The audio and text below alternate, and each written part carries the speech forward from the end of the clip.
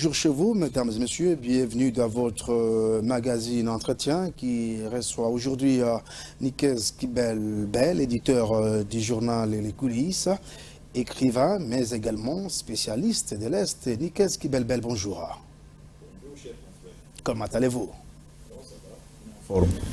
Bon retour dans votre émission Entretien. Nikez, vous revenez fraîchement de Goma, qui est la capitale provinciale du Nord Kivu. Quelle est la situation actuelle sur le terrain, au niveau du Grand Nord ou même dans les Petits Nord? Merci beaucoup. Je ne dirais pas que la situation est bonne, mais comme on dit, il y a un calme relatif. Au niveau du Grand Nord, vous savez, le Grand Nord fait face au terrorisme des MTM, qu'on appelle communément ADF.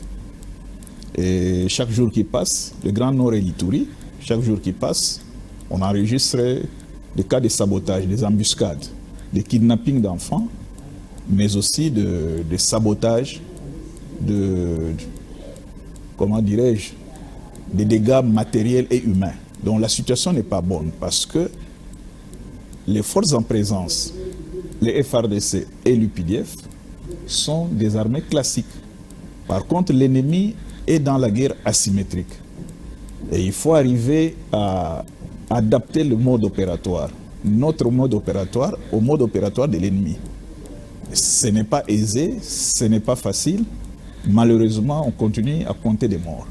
Donc la situation dans le Grand Nord et dans une partie de l'Ituri, notamment Irumu, les territoires d'Irumu et Mambasa, c'est pas rose. Il faut encore des efforts, il faut multiplier des stratégies, il faut adapter les stratégies aux stratégies de l'ennemi. Mais on a beaucoup vanté la mutualisation des forces FARDC et UPDF. Bon, vous savez, ça c'est plus politique, hein, parce que le principe il est clair. Dans la guerre asymétrique, le renseignement, on l'obtient de la population.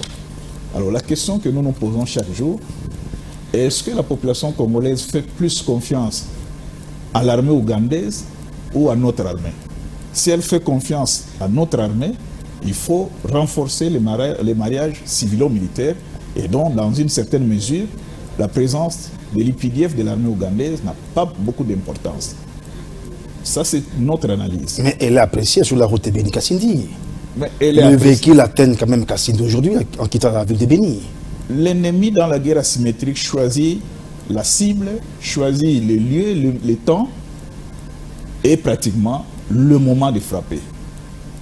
On n'a pas besoin, l'ennemi n'a pas besoin d'attaquer la route Beni-Kassindi si cette route est sécurisée. L'ennemi fait des incursions parce que pour l'ennemi, la surprise joue un très grand rôle.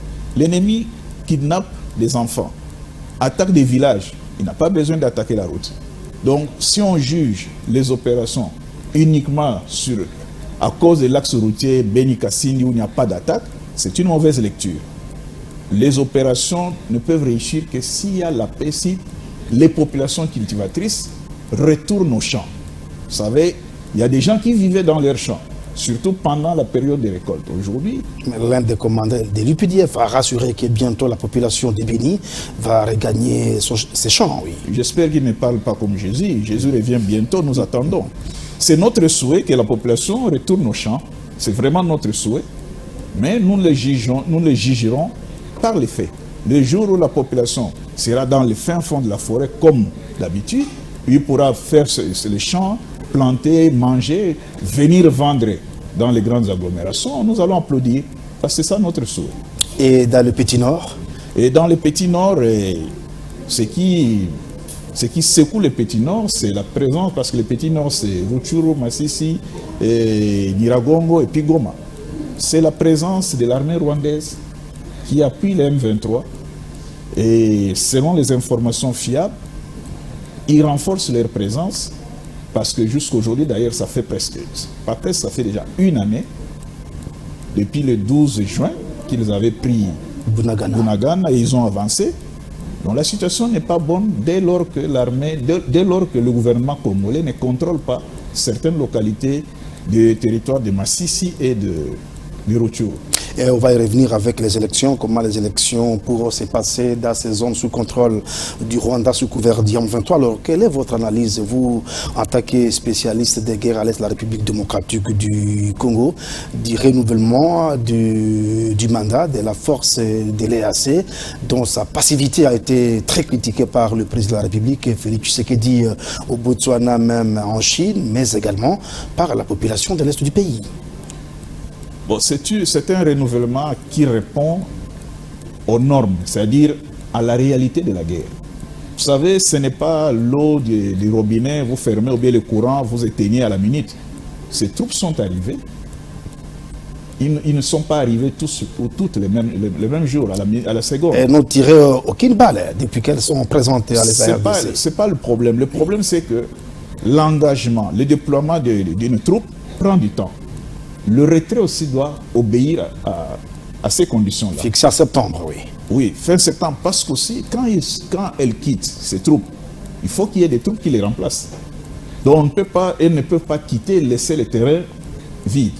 Il faudrait qu'il y ait une sorte de remise et reprise, et on donne 3 mois qui est un temps pratiquement réaliste, qui permet aux troupes qui doivent partir de se préparer à se retirer, et à celles qui doivent les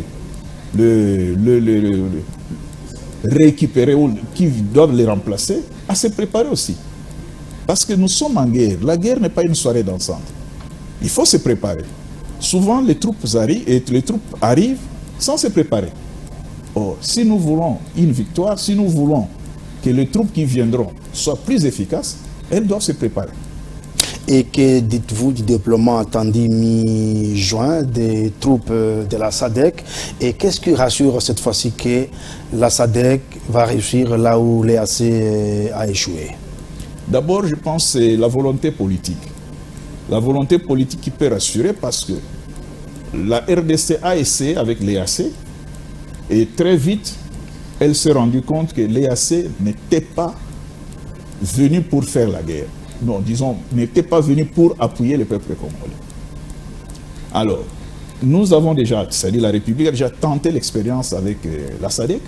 C'est comme cela que le chef de l'État se tournait encore vers la SADC. Donc c'est un problème de confiance, c'est un problème de décision politique.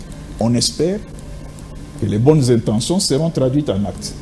Mais le contexte a changé. La SADC de Santos, de Mugabe n'est pas synonyme à celle d'aujourd'hui. Qu'est-ce qui prouve réellement qu'elle pourra combattre le Rwanda et l'M23?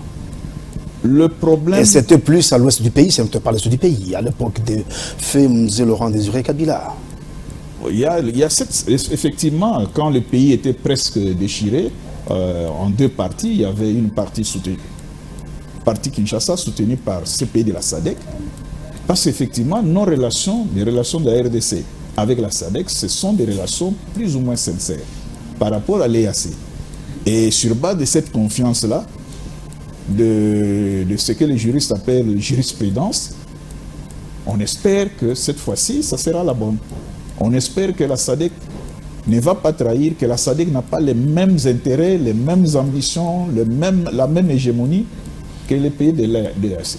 Et vous savez, la sortie médiatique de Bintou Keïta, patron de la MONUSCO, avait été très critiquée, même celle de son patron Guterres, sur l'armement des rebelles du M23.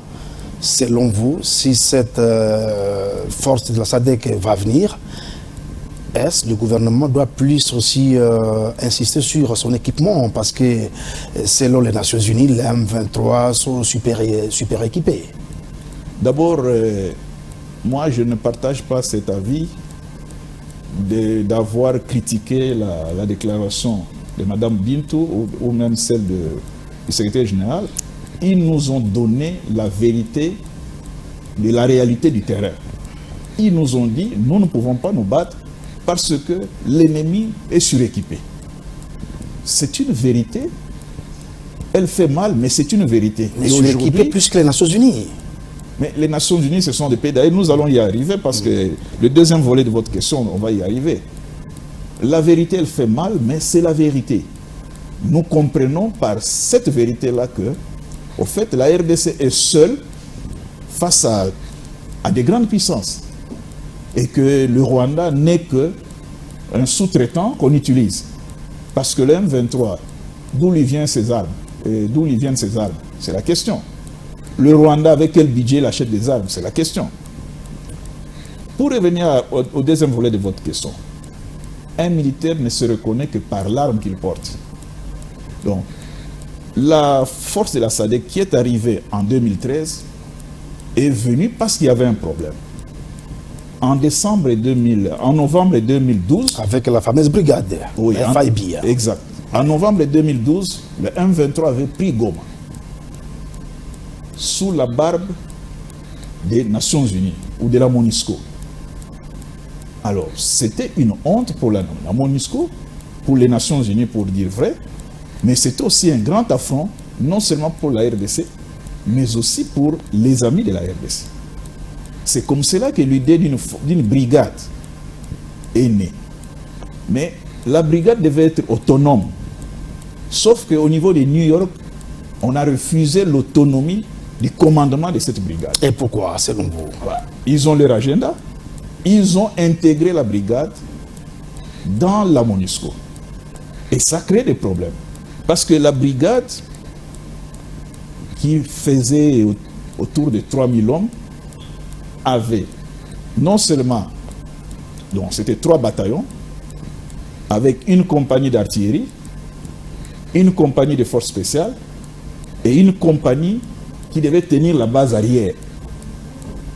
Alors, donc, c'est ce qui a fait aussi que cette brigade, avec l'appui des FARDC ou appuyant les FARDC, puisse défaire le M23, oui. Défaire le M23. Moi, je n'aime pas ces verbes-là. On a dispersé le M23. Parce que l'ennemi, on le poursuit jusqu'au dernier retranchement.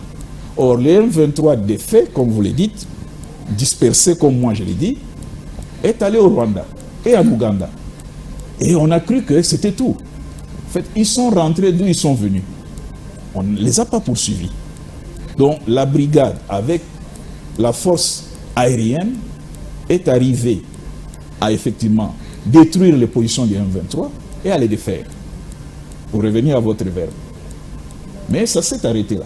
Après, une brigade qui était efficace, qui avait montré ses capacités opérationnelles. Elle est devenue inefficace aujourd'hui. Elle est devenue inefficace. Pourquoi? Les raisons sont à chercher au niveau des Nations Unies.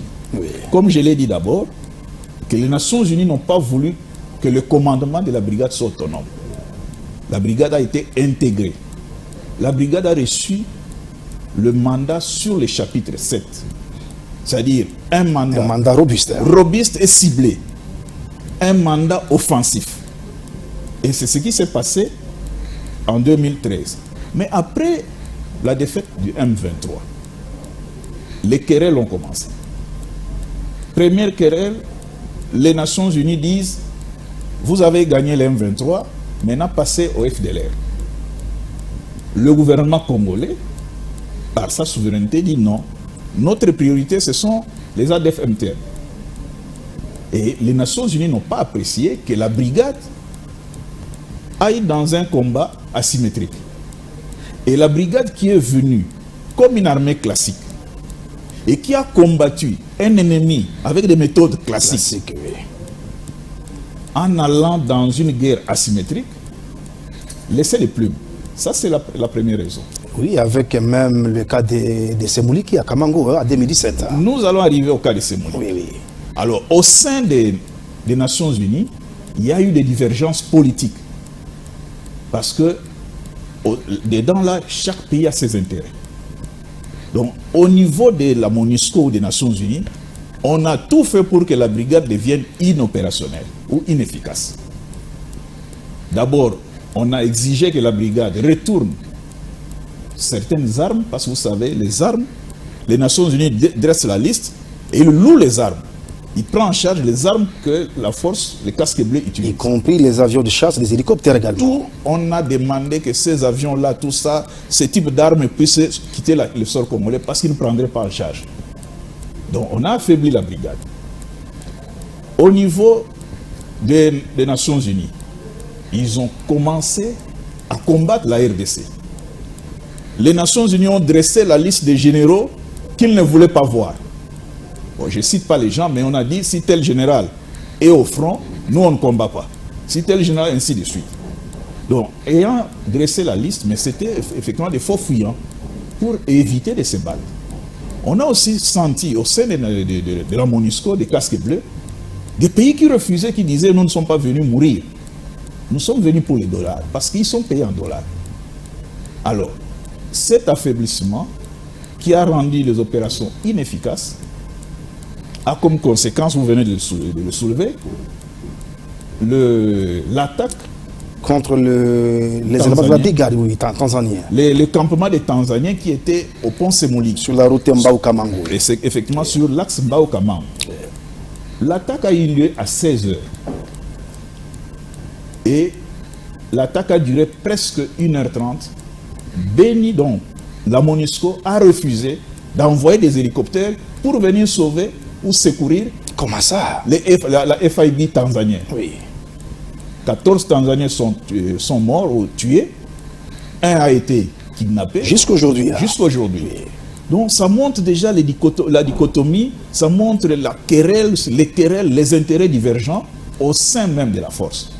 Donc, officiellement, New York n'a pas autorisé que les avions viennent secourir, mais ça fait voir que on n'a jamais apprécié, ou c'est contre leur volonté qu'ils ont apprécié, qu'ils ont accepté la brigade.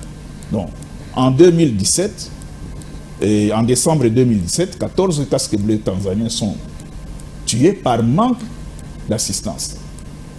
Or, s'ils avaient leurs hélicoptères comme avant, peut-être ils allaient se défendre. Donc voilà autant de dichotomies, autant de difficultés qui ont amené à un affaiblissement opérationnel de la brigade. Mais il faut aussi ajouter une chose importante. Les contingents qu'on envoie en RD Congo, ils ne sont pas aguerris. C'est-à-dire qu'ils arrivent, comme je disais, dans une soirée d'ensemble, non préparés, non entraînés, non formés sur les réalités du terrain. Mais regardez ce qui se passe à l'OTAN. Il y a des exercices communs entre toutes les forces, parce que toutes les forces doivent avoir une même ligne de conduite dans les batailles. Ici, vous avez les Pakistanais, les Indiens, chacun vient, ou chacune des forces arrive. Pas d'entraînement d'ensemble, pas de formation d'ensemble, chacune avec son objectif. Et finalement, ces objectifs ne concourent pas à ramener la paix. Donc voilà un peu ce qui fait que la brigade, noyée dans des contradictions, sans entraînement, parce que la plupart des casques bleus ne se retrouvent, ne sont ensemble qu'une fois au front. Ils ne se connaissent pas. Certains parlent le français, d'autres l'anglais, d'autres ainsi de suite. Donc, c'est comme certains éléments de l'EAC du Sud-Soudan. L'un de nos confrères, on était dans l'émission DigiPresse, certains seraient confondus à des Kwachorkoré au lieu d'amener des gens qui sont forts physiquement. Parce qu'au fait, dans la demande que les Nations Unies adressent à des pays, il n'y a pas de contrôle. On dit nous avons besoin d'un bataillon. Dans les bataillons, vous pouvez trouver des ferrailleurs, vous pouvez trouver des creuseurs de minerais. On vous donne simplement le bataillon, il n'y a pas de contrôle. Alors, ce qui fait que si le pays n'a pas besoin d'envoyer des troupes pour combattre, il n'enverra pas des militaires aguerris. Alors, et ils refuseront d'aller au front. Alors, Nikes Kibelbel, vous avez écrit beaucoup de livres sur les violences armées à la République démocratique du Congo. Comment éviter les ratés de la FIB par rapport à cette nouvelle force de la SADC qui est attendue à mi-juin à l'est de la République démocratique du Congo? Ça, c'est très important et je pense même que notre pays doit tenir compte de cela. Tout à l'heure, vous m'avez posé la question sur les 3 mois. Mais les 3 mois, effectivement, c'est pour préparer ces troupes-là. S'il y a 3 pays, comme on a vu à l'époque, les Sud-Africains, les Tanzaniens, les Malawites, s'il y a 3 pays qui acceptent de former cette force qui doit venir en RD Congo, mais ils ont quand même le temps de s'entraîner ensemble. Comme j'ai donné l'exemple de l'OTAN. S'entraîner ensemble. Comprendre les réalités du terrain. Le terrain, là, c'est quel genre de terrain? L'ennemi, c'est quel genre d'ennemi? Et quel type d'armes nous devons amener? Donc, les 3 mois sont suffisants pour que cette force-là se prépare Parce qu'il ne vient pas, elle ne vient pas en aventurier. Donc, elle doit se préparer, puisque les Nations Unies, vous l'avez rappelé ici, ont déclaré que les armes dont ils disposent ne peuvent pas affronter ou ne peuvent pas se mesurer aux armes de l'ennemi. Donc, qu'on ne vienne pas avec des AK-47. Oui. Qu'on vienne avec des armes sophistiquées, Oui. des armes, mais il faut des unités spéciales. Des unités spéciales parce qu'ils viennent pour la guerre. Ils ne viennent pas comme des Kenyans qui vous disent, nous on n'est pas venus, ils ne viennent pas comme observateurs. Ils viennent comme des troupes en offensive. Et donc, il faut tenir compte des types d'armes par rapport aux réalités du terrain, s'ils veulent amener la paix, s'ils veulent nous aider à ramener la paix. Donc c'est très important, les 3 mois ici, qu'on ne les passe pas dans des discussions puériles, qu'on ne les passe pas dans des discussions de salons autour de champagne, mais que l'état-major FARDC puisse envoyer des signaux forts aux états-majors qui veulent envoyer des troupes et qu'on leur donne les portraits robots des troupes qui peuvent venir. Ça, c'est très très important. Sinon, ça sera un échec. Parce qu'aujourd'hui, les FARDC se battent contre l'armée rwandaise et l'armée ougandaise. D'abord. Mais comment ça? Donc l'Ouganda, c'est une chauve-souris. Il y a Béni au coalisé avec l'Ouganda dans le Petit Nord. L'Ouganda est ennemi à la RDC. Comment ça? Mais Bunagana, si Bunagana est tombé, c'est pas le Rwanda, c'est l'Ouganda. C'est l'Ouganda qui a fait que Bunagana tombe. Mais comme l'Ouganda est rusé, le bataillon Brassard qu'on avait envoyé, le bataillon est entré en Ouganda, l'Ouganda les a raccompagnés pour les remettre en Congo, parce que c'est le même bataillon avec qui ils étaient à Béni. C'est-à-dire, si nous les désarmons, tout le monde va comprendre. L'Ouganda joue son jeu. D'abord, l'Ouganda et le Rwanda, c'est le même parrain. Même parrain, mêmes objectifs, même vision. Donc, la force qui arrive, elle doit prendre tout cela en compte, sinon elle sera observatrice comme les casques bleus que nous voyons aujourd'hui. Alors pourquoi le gouvernement n'a pas tiré de l'ensemble? Je veux dire, le président l'avait même déclaré, si l'M23 ne déposait pas les armes, l'M23 va s'apprendre à lui-même à compter sur les troupes ougandaises, mais sur le terrain, la RDC était poignardée au dos. Les troupes ougandaises, c'était dans le Grand Nord. Là, c'était quand le président parlait que l'M23 puisse quitter Bunagana, avant l'entrée des troupes ougandaises dans le cadre de l'EAC. Les bonnes intentions du commandant suprême ont été trompées. Pourquoi ne pas tirer des leçons? Mais les leçons, on les tire. Oui. On fait la politique de ses moyens. Les leçons, on les tire, c'est pourquoi on est allé vers la SADC. Les leçons, on les tire. Donc, c'est supposé, vous savez, on peut tout dire. Si la RDC va vers la SADC, c'est parce qu'effectivement, elle est déçue du comportement de l'EAC. Et c'est parce qu'aussi, elle prépare ses forces de défense et de sécurité à être aguerries pour affronter l'ennemi ou les ennemis. Donc, tant que la force n'est pas encore aguerrie, on a besoin d'appui. Et d'ailleurs, dans l'art de la guerre, on dit on ne peut pas faire la guerre sans des alliés. Partant de ces principes-là, nous cherchons les alliés au niveau de la SADC. Mais il faut que ces alliés soient de bons alliés. Alors, Nikes Kibelbel, le budget 2023 consacré 1 milliard de dollars américains pour qu'on puisse refonder les systèmes de défense de la République démocratique du Congo. 6 mois après, sur terrain, qu'est-ce qui est palpable? Est-ce que les 1 milliard sont ressentis sur terrain? Les 1 milliard, on ne les verse pas au front. Les 1 milliard suppose qu'on a trié des bons citoyens, des bons soldats, qu'on a envoyés en formation, des unités spéciales, des unités, tout ce que vous voulez, et que le moment venu, on va récolter de bons résultats. C'est ça la signification des 1 milliard.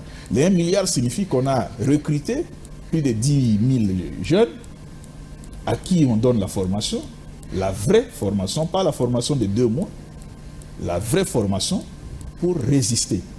Les 1 milliard signifie qu'on a cherché des équipements qui répondent à la menace actuelle pour effectivement ramener la paix. Qui ne sont pas encore visibles sur le terrain, ces nouveaux équipements.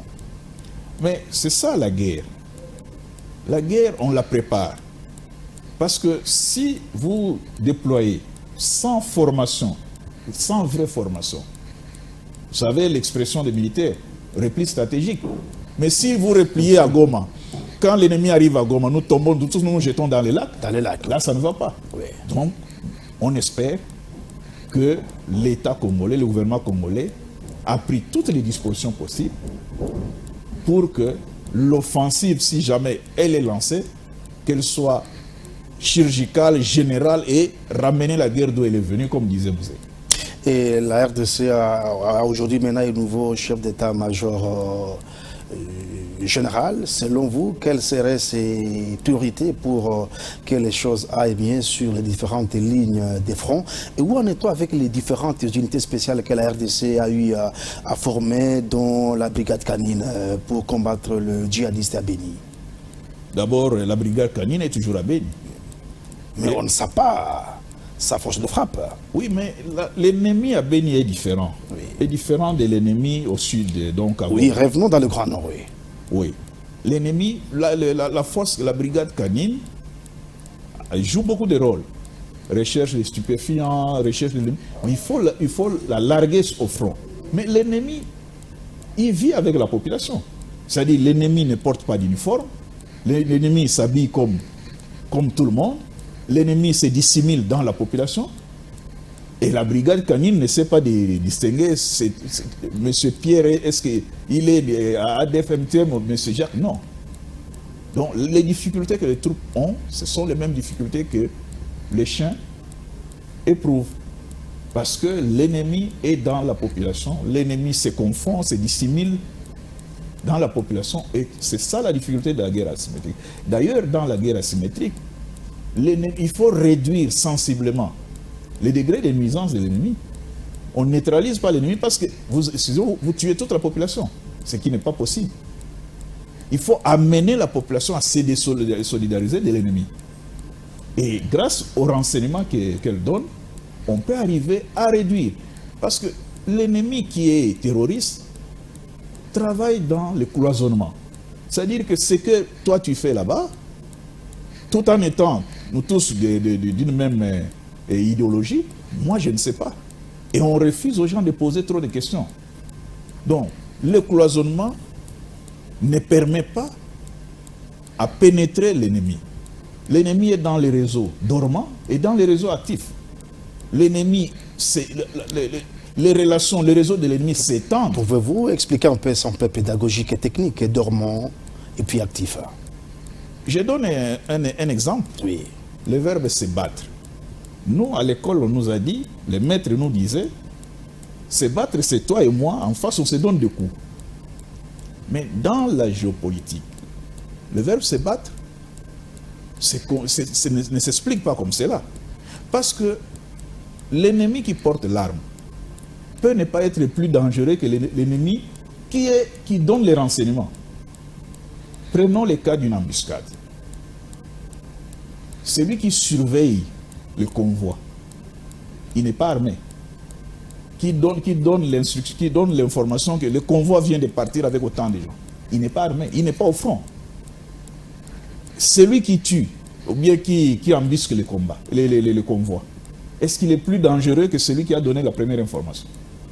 Donc le combattant, dans une guerre asymétrique, peut ne pas être au front là-bas, à Erenguet ou bien dans le Rwenzori. Il peut être à Goma, il peut être à Bukavu, il peut être en Tanzanie. Et c'est ça, les acteurs dormants, si vous voulez, et plutôt actifs. Mais quand vous prenez, comment dirais-je, vous logez un terroriste. Dans un de mes livres, je parle d'un cordonnier spécial. Oui. La journée, le monsieur qui est devant la mosquée, c'est un savatier, il arrange les savates, les chaussures des gens. Tout le monde le connaît comme cordonnier. Mais c'est lui qui reçoit les Asiatiques qui arrivent et qui les amène à Madina, dans la forêt. On ne peut pas comprendre. Tout le monde le prend comme un va-nu-pied, mais le rôle qu'il joue est plus nuisible que ce que les combattants au front les fait. Ça, c'est des réseaux dormants, des réseaux de prostituées, des réseaux d'échangeurs, tout ça. Donc, il faut arriver à pénétrer ces réseaux et à les déconnecter du front, parce qu'eux, ils ont aussi des langages. Il faut coder leur langage. Ils ne disent jamais, je vais prendre, ils disent, non, je vais prendre les colis. Les colis, oui. Bon. Vous l'avez écrit dans vos livres. Hein? Oui, vous pensez que les colis, c'est peut-être les arachides ou bien les maïs, mais les colis, ce sont des personnes. Alors, il faut les pénétrer, comprendre leur langage, vous mettre au même niveau qu'eux, et à ce moment-là, vous les détruisez. Mais si nous sommes dans des bureaux climatisés, nous ne comprendrons absolument rien. Oui, j'ai suivi la dernière vidéo du porte-parole de l'opération Sokola 1 avec des témoignages des complices qui sont les fils du Grand Nord. J'ai pensé directement à l'un de vos livres qui a détaillé tout cela. Je crois que cette fois-ci, l'armée est en train de vous lire et puis de suivre les conseils qui se trouvent dans vos livres. Si l'armée ne les fait pas, cette guerre sera longue et le terrorisme, c'est comme les cancers métastasés. Petit à petit, ronge, finalement, c'est tout le corps qui est atteint. Et nous devons éviter.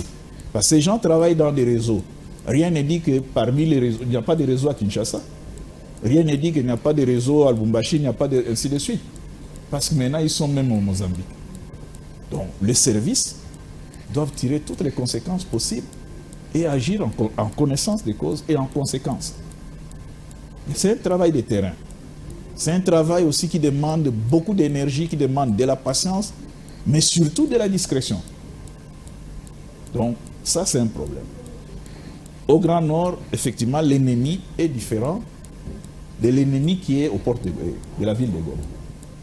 Au port de la ville de Goma, l'ennemi, il est connu, identifié, c'est le Rwanda, avec l'Ouganda, appuyé par certaines grandes puissances, qui nous attaquent. Et donc, pour revenir à votre question, l'état-major. Les priorités de Chiwewe. D'abord, la première des choses, c'est faire une bonne lecture de la situation. Si vous faites une bonne lecture, et je suis sûr qu'il l'a déjà faite, de la situation, vous comprenez les enjeux. La deuxième des choses, l'administration commence par le recensement. Recenser les forces. Parce que même dans la prise de la chute de Bunagana, nous avions combien de militaires?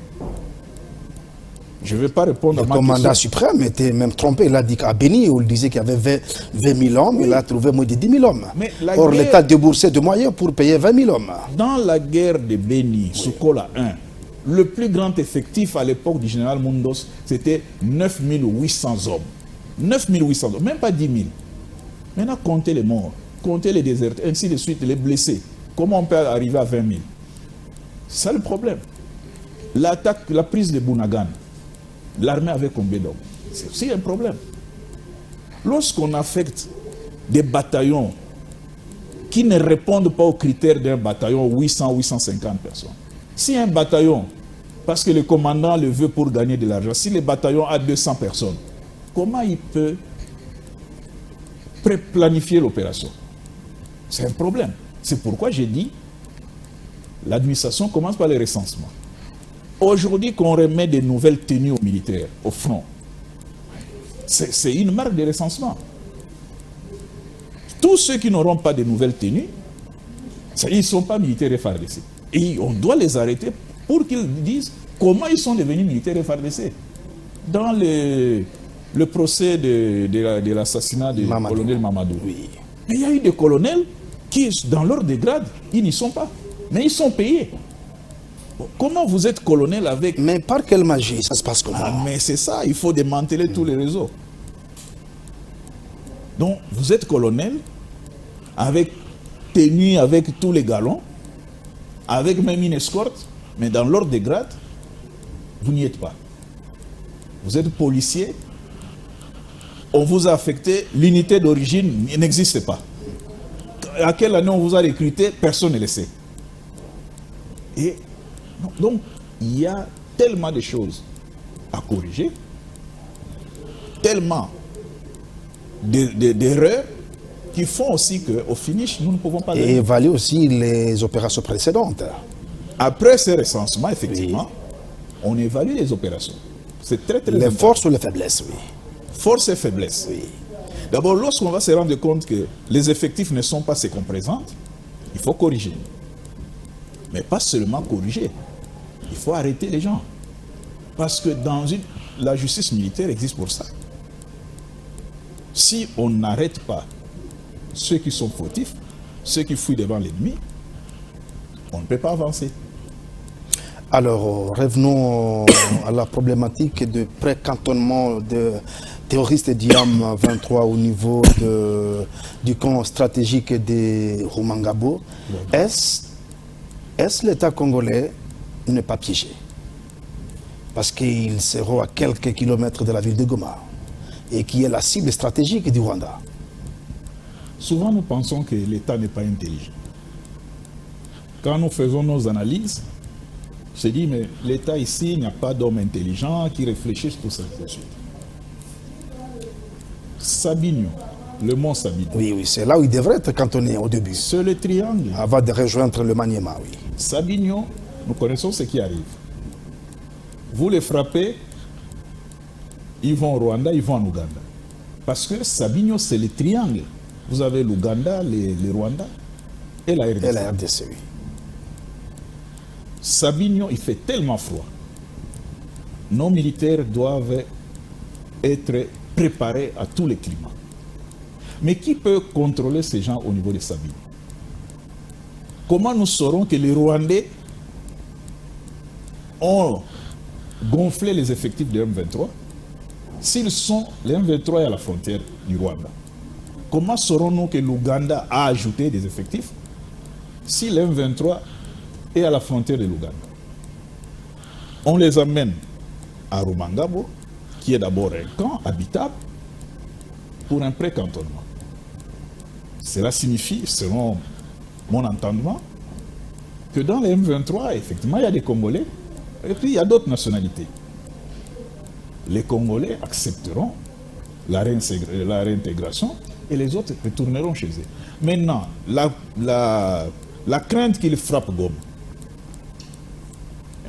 Nous avons les FARDC, nous aurons les forces alliées qui viendront nous appuyer et nous estimons qu'ils vont y veiller.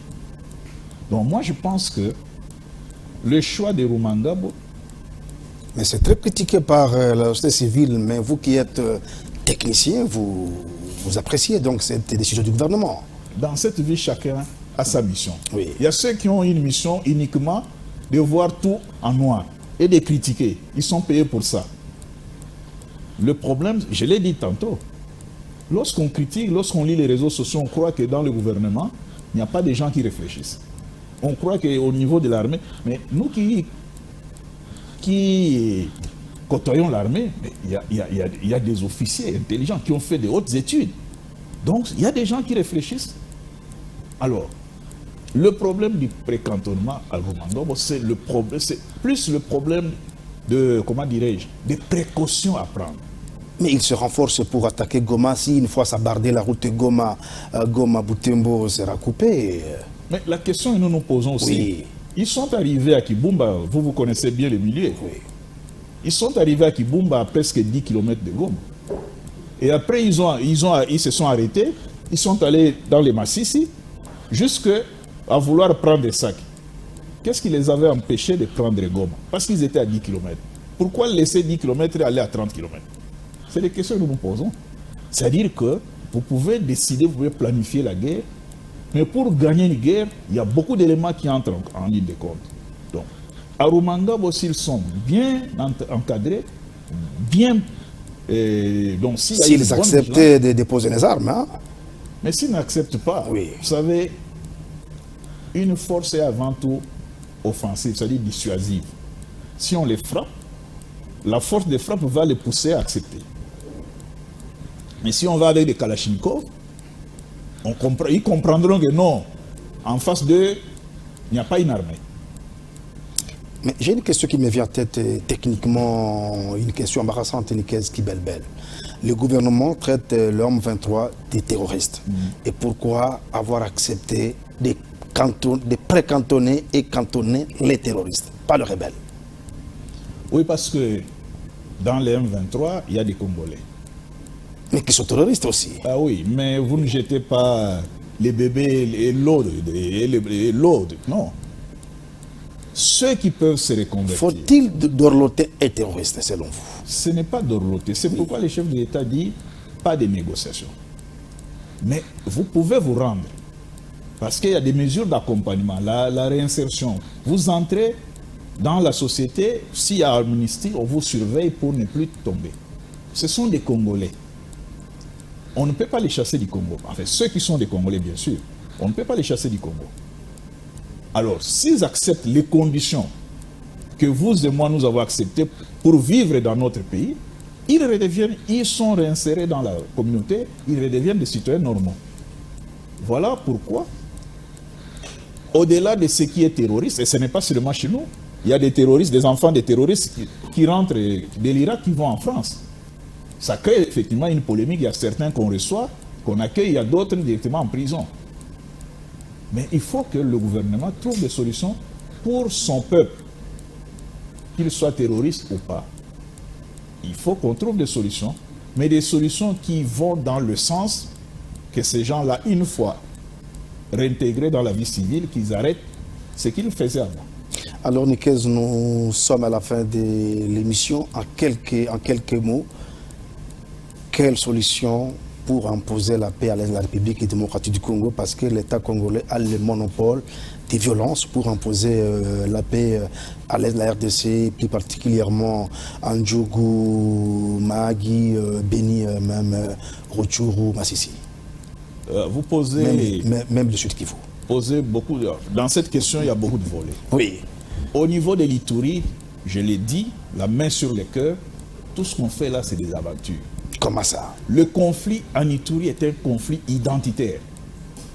Un conflit identitaire qui repose sur le problème foncier, notamment la mauvaise application de la loi Bakajika. Comme à l'est de Kinshasa avec les Tekeyaka aujourd'hui. Il y a le chef coutumier qui a été tué avant-hier à Maluku. Ouais. Vous voulez résoudre le problème à la façon de Descartes, c'est-à-dire rationnel. Vous prenez 2 dans chaque communauté, vous les amenez à la CPI. Est-ce qu'on a trouvé des solutions? Les Lubanga sont sortis. Est-ce que le conflit a pris fin? Non. Parce qu'il y a des bases qui ont provoqué ce conflit. Et il faut aller dans ces bases-là. Les gens ne disent pas la vérité. C'est une guerre identitaire entre Lendo et Emma. Et il faut aller à la racine de cette guerre, parce que ces gens ont vécu ensemble, ils vivent ensemble. Et après, vous prenez le problème foncier avec la mauvaise application de la loi Bakajika, notamment l'article sur l'inattaquabilité des contrats, disons, donc il faut réviser cette loi, certains articles. Il faut d'abord remettre tous ces gens, parce que lorsque vous avez confisqué ma colline, vous en êtes devenu propriétaire et vous avez des activités commerciales sur ma colline. Moi, je deviens quoi? J'entre en brousse, je prends les armes. Parce que l'État, vous avez confisqué au nom de la loi Bakajika. Et moi qui ne sais pas m'appuyer sur cette loi, je fais quoi? J'entre en brousse. En fait, je caricature, c'est un peu ce qui se passe. Et dans le Grand Nord et le Petit Nord, que faut-il faire? Même dans le Sud Kivu. Dans le Grand Nord... Et à Kinshasa ici aussi. Hein. Dans le Grand Nord, dossier terroriste MTM, oui. Il faut créer des petites unités spéciales qui doivent appliquer le même mode opératoire que l'ennemi, mais il faut toujours renforcer cette solidarité, ces mariages population armée. Au niveau de Goma, contre l'armée rwandaise... Goma qui est menacé, le gouvernement l'a même alerté. Mais oui. Pas seulement menacé, mais asphyxié. Dont votre journal qui était parmi les premiers médias à faire l'alerte. Oui. Non seulement menacé, mais asphyxié, parce que toutes les voies de ravitaillement sont sous contrôle de ces gens-là. Alors, qu'est-ce qu'il faut faire? Nous l'avons dit ici. Il faut du sérieux. Il faut que l'armée mette du sérieux dans ce qu'il fait. Mettre du sérieux signifie quoi? Il faut des types d'armes qui répondent à la menace. Mais les armes sont manipulés par des hommes. Il faut motiver. Il faut motiver, il faut former. Il faut former des gens qui doivent combattre sur ce terrain-là. Et il faut appliquer la justice militaire. Parce que je donne un exemple qui fait mal. Le lendemain de la chute de Bounagan, il y a 2 colonels qui ont été arrêtés pour fuite devant l'ennemi. Mais au-delà des 2 colonels, il y a un général qui a été arrêté pour haute trahison. Mais un général n'est pas seul, le général a son réseau. Vous n'avez jamais jugé le général. Comment vous allez démanteler les réseaux si réellement il y a eu haute trahison? Mais les réseaux continuent. Alors ça, c'est ce que nous appelons légèreté. C'est pourquoi j'ai dit qu'il faut du sérieux. Vous avez arrêté le colonel tel, le général tel, le capitaine tel pour haute trahison, passez-les devant la cour martiale, devant la haute cour militaire, et démanteler son réseau. Si vous ne le faites pas, comment nous pouvons arriver à la fin de la guerre? Donc voilà autant de défis qui demandent seulement d'être sérieux pour les appliquer. 30 secondes à l'est de Kinshasa, d'Alex Grabandundu. Quel remède, rapidement, dans 30 secondes? C'est le même problème. Oui. Si quelqu'un vend 1000 hectares, ces 1000 hectares appartiennent à une descendance. Qu'on revoie tous ces conflits, tous ces contrats de terres vendues et qu'on voit comment on peut réduire certains espaces vendus. Nous sommes en Afrique et nous dépendons de nos clans. La terre appartient aux clans. Lorsque le chef vend et la descendance vit comment? Donc c'est tous ces problèmes de terre qui sont à la base, ces conflits fonciers. Au lieu de frapper par l'armée, il faut plutôt résoudre le problème de terre. Il faut résoudre le problème de terre. Parce qu'il y a des chefs coutumiers qui ont vendu. Merci. Des chefs terriens, comme on les appelle. Merci. Je vous remercie. L'émission a tellement un caractère pédagogique, c'était tellement un plaisir pour nous de recevoir Nikez Kibel-Bel. Merci beaucoup et puis retrouvez cette émission en rediffusion. Bonne journée chez vous, accompagné de votre chaîne.